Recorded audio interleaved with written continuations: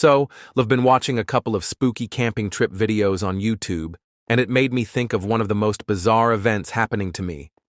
One night, around 00:30 at night, I decided to walk up to my local pond. They call it a pond, but it's about as large as a small lakelet assume, completely surrounded by forestry on one side and a footpath on another. On the side with the footpath, every 50 to 100 meters, you have large downhill muddy dips that lead to a wooden bank where people can relax or fish on the water. So this evening, I go down there to get out of the house for some peace of mind after a couple of drinks. As I approach the park area, there's a huge narrow corridor of trees and bushes that arch over, which is where the streetlights stop as you go on. It was pitch black, so I brought up my phone torch and used it to walk the rest of the way to a spot on the banks. After about 20 seconds of walking, I hear footsteps behind me. I turn and see this hooded figure with what looked to be a dark morph suit, completely cloaking his appearance.